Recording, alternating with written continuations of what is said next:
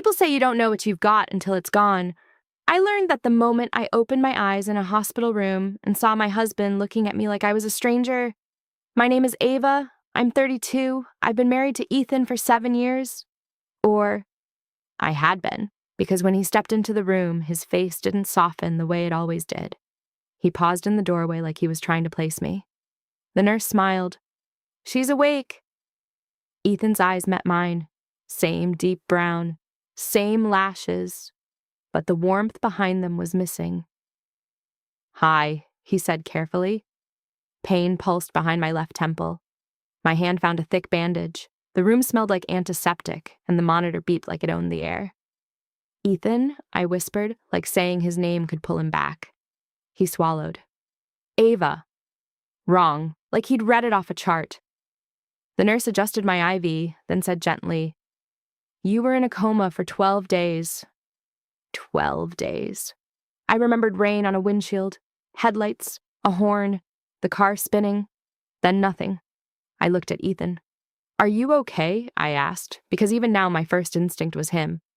"I'm fine," he said. "I'm just glad you're awake." It sounded rehearsed. A doctor came in, silver hair, calm voice. She flipped to me through my file. "Mrs. Carter, your memory appears intact. No major cognitive impairment."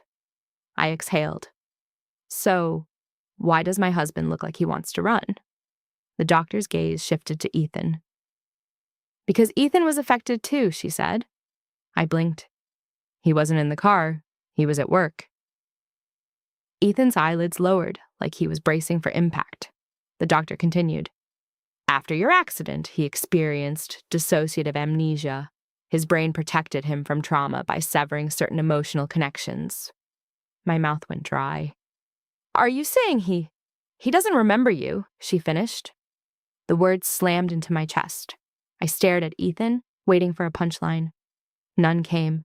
He looked at the floor like a kid being punished for something he couldn't control. "I remember you," I said, voice shaking. "I remember everything." Ethan finally looked up. Guilt, fear, and something that chilled me. Relief. The doctor spoke softly. "Ethan remembers his life, his job, his family, his childhood, but the part connected to you is missing, for now." I couldn't breathe. "So, I'm his wife on paper, a story people told him." Ethan took a step forward, then stopped. "I'm sorry," he said. "Sorry. If he didn't remember me, what did that word even mean?" The doctor left us alone. Machines hummed. We were trapped in the same room, married by history I carried alone. My eyes dropped to his left hand. No ring. "Where's your wedding ring?" I asked. Ethan stared at his bare finger. "My brother said I took it off after the accident. Seeing it made me panic at the symbol of us." I turned to the window so he wouldn't see my tears. Outside, the world kept moving like my life hadn't split in two. Behind me, Ethan said quietly, "They showed me photos, videos. I've read your messages. I know the facts." I let out a broken laugh.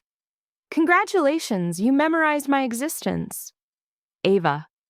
I still didn't look at him. "When you look at me," I whispered, "do you feel anything?" Silence. Then barely, "I feel like I'm lying to you." My stomach dropped. "Lying?" "Because everyone keeps telling me I should remember," he said, "that I should love you, and I don't know if I can." That was the moment I understood something terrifying. The accident didn't just steal 12 days from me. It stole my husband and left a man wearing his face. And somehow, I wasn't the one who forgot. A nurse came back with paperwork and asked if I had someone to take me home when I was discharged. Before I could answer, Ethan said, "My brother will handle it?" Like I was a package. "Your brother?" I echoed. "What about you?" His jaw tightened. "They thought it was better if I didn't stay alone with you yet." Yet. Like I was a risk. Something in my chest sparked. Anger, maybe, or pure survival. "Ethan, look at me. Tell me our dog's name." He blinked. "You have a dog?" My throat closed. We didn't just have a dog. We had Luna, the mutt he rescued in college, the one who slept on my feet while I worked. Ethan used to call her our first baby. He didn't even know she existed. A few minutes later, his phone buzzed. He glanced at the screen, then stepped into the hallway to answer. The door didn't shut all the way, and his voice carried. "Yeah, I'm with her now," he murmured. "No, she remembers. All of it." A pause. Then lower. "I know. But what if she asks about that night?" My blood iced over. That night? The accident was a blur to me. Rain, headlights spinning, but Ethan hadn't been in the car. So what night was he talking about? I held my breath, listening like my life depended on it. His voice dropped again. "Just make sure the apartment is clean, okay? No surprises." He ended the call and came back in, face composed, like nothing happened. But my heart was hammering, because the man who forgot me was also the man who was afraid of what I might remember. 3 days later, they sent me home with a stack of instructions, a bottle of pills, and the kind of optimism doctors use when they need you to believe your body will cooperate. Ethan didn't drive me. His brother did. Liam Carter was taller than Ethan, broader, the kind of man who took up space without trying. He carried my overnight bag like it was nothing and avoided my eyes like they were sharp. "Hey, Ava," he said, too bright. "Good to have you back." Back. Like I'd been on vacation. The ride to our apartment was quiet except for the windshield wipers, squeaking against a sky still heavy with winter rain. I watched the city blur by, searching for something in my head to click into place. Each street felt familiar and wrong at the same time, like a song you know but can't remember the lyrics. When we pulled into our building's garage, Ethan was waiting by the elevator. Not with flowers, not with a smile, just waiting, hands in his pockets, as if someone had told him this is where husbands stand when their wives come home. The elevator ride was suffocating. My head throbbed. Liam kept tapping his thumb against his phone. Ethan stared at the floor numbers like they were fascinating. When the doors opened on our floor, I expected the smell of home. Coffee, detergent, Luna's warm dog breath. Instead, the hallway smelled like lemon cleaner. Our door looked the same, but when Liam unlocked it, I froze. The apartment was spotless. Not "we tidied up," not "someone did the dishes." Spotless like a staged listing photo. No shoes by the door, no throw blanket on the couch, no mail pile. Even the fridge magnets were gone. I stepped inside slowly like I was walking into a stranger's life. "Where are the pictures?" I asked. Ethan blinked. "Pictures?" The wall above the couch used to be a collage. Our wedding photo, our first trip to Seattle, Ethan holding Luna on a hiking trail, me laughing with my hair in my face. Now it was bare. Liam cleared his throat. "We packed some things away while you were in the hospital. Less clutter for recovery." "For recovery," I repeated, tasting the lie. I wandered into the kitchen. The mug rack was missing my chipped blue mug that said, "Good luck, babe," the one Ethan bought me after my first big promotion. The counter didn't have the little ceramic jar of dog treats. The pantry door no longer had the height chart we'd drawn for my niece on Thanksgiving. Like someone had erased proof that I existed here. My fingers brushed the countertop. Cold and unfamiliar. "Where's Luna?" Ethan's face tightened. Liam answered too quickly. "She's staying with Mom for a bit. She was stressed, and you need quiet." My stomach twisted. Luna wasn't a quiet dog. She was a shadow. She'd be pressed against my legs right now if she could. "Can I see her?" I asked. Liam's smile wobbled. "Soon, once you're settled." Ethan walked past me and opened the cabinet like he was searching for something to do. "Do you need water?" he asked. I turned to him. "Do you know where we keep the glasses?" He paused, then reached for the wrong cabinet. It wasn't just that he forgot me. He forgot the choreography of our life. That night I tried to sleep in our bed. Our bed. The sheets smelled freshly washed. Too freshly washed. Like someone was trying to scrub out memories. Ethan didn't get in. He stood in the doorway, arms folded, like the room belonged to me and not to him anymore. "You're not sleeping here?" I asked. He hesitated. "The doctor said it might be better if I stayed on the couch until things feel normal." Normal, as if love was a setting you could switch back on. I stared at him in the dim light. "Ethan, you were on the phone at the hospital," I said carefully. "You said, what if she asks about that night? What night? His eyes widened for a fraction of a second. Panic, fast and real, then smoothed into confusion. I don't remember saying that, he lied. My pulse jumped. You did. He shook his head. Ava, you've had a head injury. Memories can get weird. There it was, the first attempt to make me doubt myself. I sat up, slow. I know what I heard. Ethan's jaw clenched. I'm tired, he said, and turned away.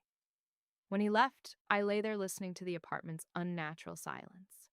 No dog nails clicking on the floor, no familiar creak in the hallway, no Ethan humming when he brushed his teeth. I reached for my phone on the nightstand. Different charger, different case, and when I opened it, my stomach dropped. My photo gallery was empty, not deleted photos in the trash, not hidden albums. Empty like the phone had never belonged to me. I scrolled through messages. My conversations were there, but months of them were missing. The last text thread with Ethan ended 2 weeks before the accident with me writing, "We need to talk tonight," and his reply, "Please don't do this now." My hands went numb. I remembered everything except what we needed to talk about, and someone had worked very hard to make sure I couldn't find out. The next morning, I pretended to be weaker than I felt. It wasn't hard. My body truly was shaky, like it didn't trust gravity yet. But the fear underneath it, that was sharper. Because if Ethan and Liam were cleaning my life, then the truth was something they didn't want me to touch. Ethan made coffee. He didn't know how I took it. He poured cream in first, 2 spoons of sugar. He set the mug in front of me like an offering. I stared at it. I drink it black, I said. He blinked, startled. Right. Sorry. He dumped it out, made another. Black this time. But his hands trembled, just a little, as if my preferences were a test he was failing in real time. Liam stopped by around noon with groceries and forced cheer. How's the patient? He asked. Confused, I said. He laughed like it was cute. That's normal after a coma. I watched him as he moved through the apartment too comfortably, like he'd been doing it for a while. He opened drawers without looking. He knew where the trash bags were kept. When he bent to put cans under the sink, I saw a faint scratch on his wrist. Fresh, like it came from a dog that didn't want to be moved. Did Luna scratch you? I asked. Liam's hand jerked. Yeah. She's feisty. Ethan's eyes flicked to Liam. A silent conversation passed between them. Fast. Practiced. Something was rotten and they both smelled it. That afternoon, after Liam left, I took a slow walk in the hallway. For my circulation, Ethan offered to come. I said I needed air. He hovered anyway, leaning on the wall with his phone like a guard. When he finally stepped away to answer a call, I knocked on my neighbor's door. Mrs. Patel opened it with a gasp. Ava, oh my God, we were so worried. Her arms wrapped around me before I could respond. The hug was warm and real and it nearly broke me. You're home, she said, holding my face. I prayed. Thank you, I managed. Can I ask you something? She waved me in. Her apartment smelled like spices and comfort. A tiny TV played a soap opera in the background. Do you remember the night of my accident? I asked. Her smile faded. Of course. The sirens. And then Ethan running out like his hair was on fire. He didn't even have shoes on. My heart jumped. He came here? She nodded. He was banging on my door at 1 a.m, asking if you'd come home. He was frantic. I told him I hadn't seen you since earlier. Earlier, I sat down slowly. Earlier when? Mrs. Patel frowned, thinking. Maybe 8. You came back from somewhere with your hood up. You looked upset. You checked your mail, then left again. I stared. I left again. Yes, she said. I assumed you and Ethan had a fight. You didn't take your car. You walked. My mind raced. If I walked, why was I later in my car during the accident? And why didn't I remember any of this? Do you know where I went? I asked. Mrs. Patel hesitated. I saw you get into a car outside. A dark SUV. I thought it was a rideshare. Then later there were police. A dark SUV. Not my car. My skin prickled. Did you see who was driving? No, she said quickly. Tinted windows. The front door of my apartment clicked, and my whole body tensed. Ethan's voice floated down the hall. Ava? I stood, forcing a smile at Mrs. Patel. Thank you, I whispered. Back inside, Ethan looked too calm. Where were you? He asked. Walkin', I said. His eyes narrowed. On your own? I'm not a child, I snapped, then softened. I needed to feel normal. He nodded slowly, but I could tell he didn't like it. That night, after Ethan fell asleep on the couch, I searched. I moved carefully, like a burglar in my own home. I checked closets, drawers, under the bed. Everything was reorganized. Some things missing, some things placed where I'd never put them. Then I found it. A thin line at the back of the hallway closet behind a row of identical coats that weren't mine. I pushed them aside and saw a loose panel. My hands shook as I pried it open. Inside was a shoebox, not just any box. My handwriting on the lid, in thick black marker, evidence. My stomach flipped. I opened it. Photos. Printed, glossy, taken from a distance. Ethan, in a parking lot, laughing, his hand on a woman's waist. The woman was blonde, elegant, the kind of pretty that looks expensive. In one photo, she kissed his cheek. In another, he kissed her mouth. I pressed a hand to my lips to stop a sound. Under the photos was a receipt for a motel room, dated 3 days before my accident, and beneath that, a USB drive, tape on it with one word, Marissa. My vision blurred. So that was what we needed to talk about. My husband had been having an affair, and I had been collecting proof. I sat on the closet floor, the box open in my lap, the photos shaking in my hands. I remembered Ethan's voice on the phone. What if she asks about that night? Because that night wasn't about my accident. It was about what I discovered before it happened. And the road my car crashed on? It wasn't even on my usual route home. It was near a motel on the edge of town, one I'd never been to, one Ethan had. The next morning, I asked Ethan where our laptop was. He didn't even pretend to think. It broke a while ago. That's weird, I said, keeping my voice light. I used it last week.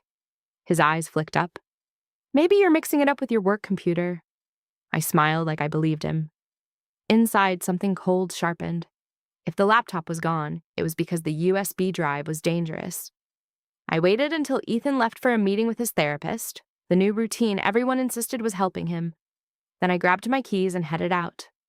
My car was parked in the garage, freshly detailed like it had been scrubbed too. I sat behind the wheel and stared at the steering wheel cover. Different. I drove to the public library because it was the only place I could think of with computers I didn't have to explain. My hands shook as I logged into a guest station and slid the USB into the port. For a second, nothing happened. Then a folder popped up, M_Carter_backup. My stomach turned at the name. Carter, my last name, his last name, her file. Inside were videos, audio recordings, and a single document titled, If You're Reading This, He Lied. My breath caught. I clicked the document first. It was written by me, not typed like a polished letter, more like a frantic note, sentences broken, words in all caps. Ava, you're not crazy. You're not overreacting. Ethan is seeing Marissa King from his firm. I follow them. Liam knows. I think Liam is helping. They're moving money. They're deleting things. I have proof on this drive. If something happens to you, it wasn't an accident. My fingers went numb on the mouse. If something happens to you. I swallowed a sob and clicked the first audio file. Static. Then my own voice, whispering, shaky but clear. I'm outside the motel. Ethan's car is here. I can see him. He's not alone. A man's voice in the background. Liam's low and urgent. Ava, stop! You're making a scene. My heart slammed. So Liam had been there. The audio continued. Footsteps, rain, my breathing too fast. Then Ethan's voice. Not gentle. Not my Ethan.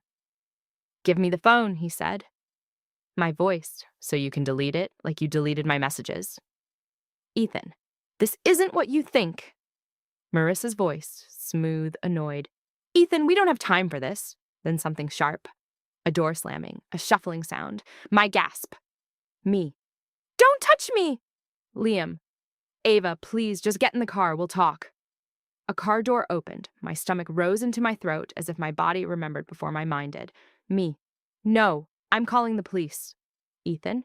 Ava, if you do that, you ruin everything. Me. You already ruined everything. Then the sound that made my blood run cold. A wet thud, like something heavy hitting something soft. My voice stopped. Silence. Then, distant traffic. Rain. Someone breathing. A man close to the microphone whispered, "She's out." I jerked back from the screen so hard the chair squeaked. I stared around the library, suddenly convinced everyone could hear what I'd just heard. I forced myself to click the video file. It was grainy, shot from inside a pocket, probably. The frame jerked wildly, catching flashes. Motel neon, rain on asphalt, Ethan's face twisted in anger, Marissa's blonde hair, Liam's hand grabbing my arm. Then the camera fell, and for one horrific second, it pointed up.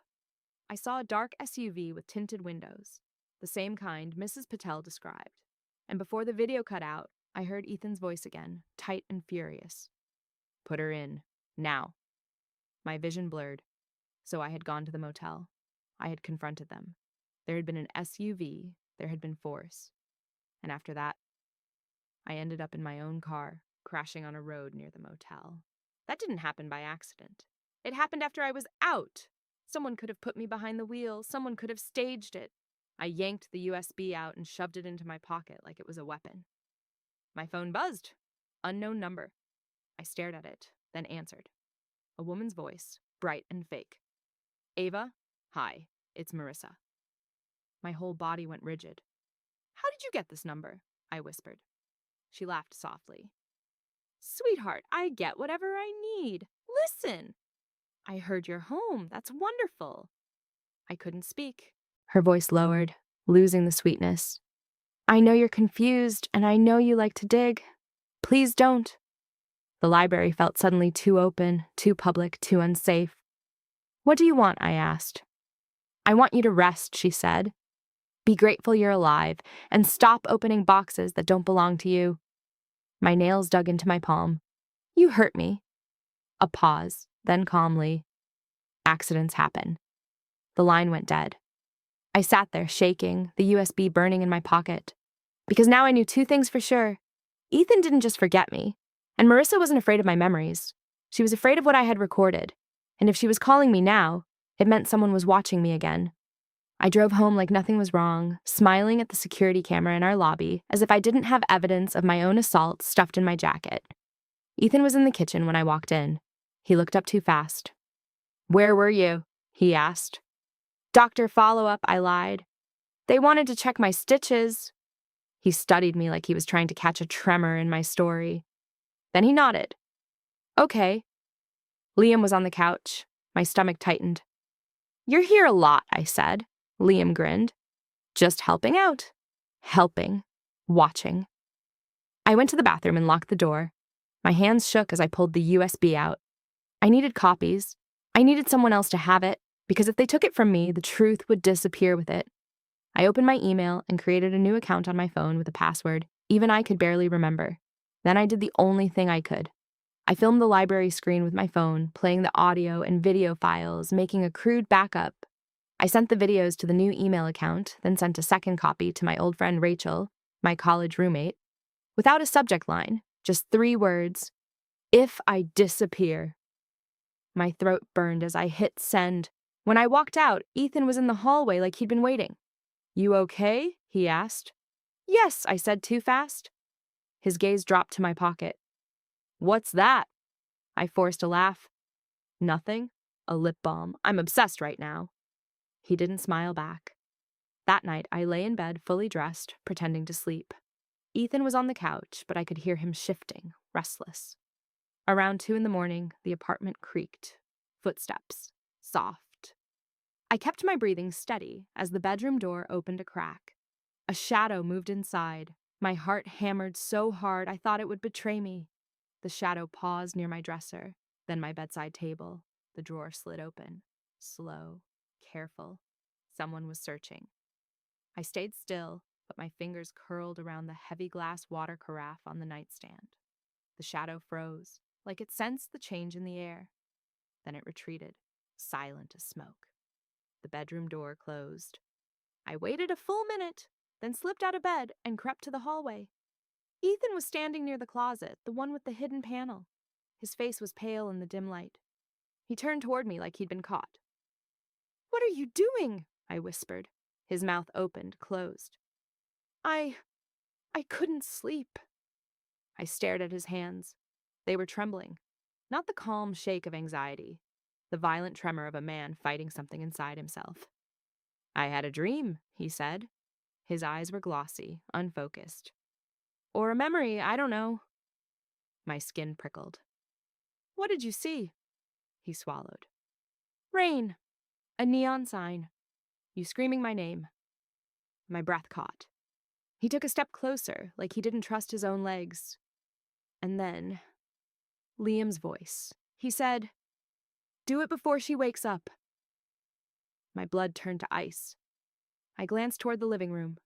Liam was asleep on the couch. Or pretending.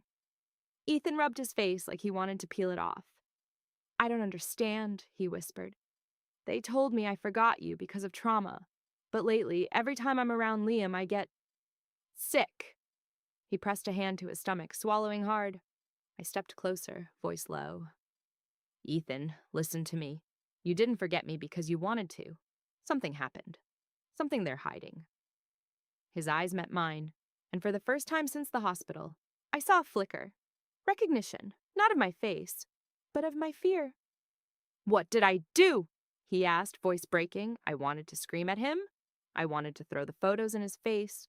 I wanted my old life back. Instead, I took his trembling hands in mine. His body reacted before his mind could. He flinched, then stilled, then held on like he'd been drowning. A tear slid down his cheek, and he looked horrified by it. "I don't know why I'm crying," he whispered. "Because somewhere in you," I said, throat tight. "I'm still there." A sound behind us. A slow clap. We both turned. Liam was standing in the doorway to the living room, smiling like a man watching a show. "Wow," he said softly. "That's touching." Ethan's hand slipped from mine. Liam's smile didn't reach his eyes. "Ava, you really should be resting. And Ethan, you're not supposed to upset yourself with fantasies." Ethan's jaw tightened. "It's not a fantasy." Liam stepped closer, voice still gentle. "You're confused. You're vulnerable. Let me handle things like I always do." Ethan glanced at me, then back at Liam. "Handle what?" he demanded. "Why was I dreaming about a motel?" Liam's smile twitched. "Because that's where your wife went looking for trouble." My pulse roared in my ears. Liam leaned in, lowering his voice. "And because if she remembers too much, we all lose." Ethan's face drained of color. I realized then that Liam wasn't just controlling me. He was controlling Ethan. And if Ethan's memories came back, Liam would make sure they didn't. Liam's gaze slid to my pocket. "You've got something, don't you?" My heart dropped. Then he smiled wider, like a shark. "Go ahead, Ava. Try to run. I already know where you keep your secrets." Behind him, on the couch, Liam's phone lit up. A text preview flashed across the screen. "Marissa. Tonight. Finish it." I didn't run. Not yet. I smiled at Liam like I was tired and harmless. "I don't know what you mean," I said, letting my voice wobble on purpose. Liam stepped closer anyway. His eyes were fixed on my pocket like it was a gun. Ethan moved between us. "Stop," Ethan said, surprising both of us. Liam's smile stayed in place, but his tone sharpened. "Ethan, go lie down." Ethan didn't. His hands curled into fists. "No!" For a second, Liam looked like he might laugh it off. Then his gaze hardened, calculation replacing charm.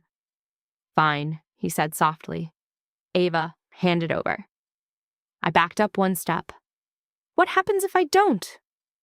Liam's eyes flicked to the kitchen counter where the knife block sat.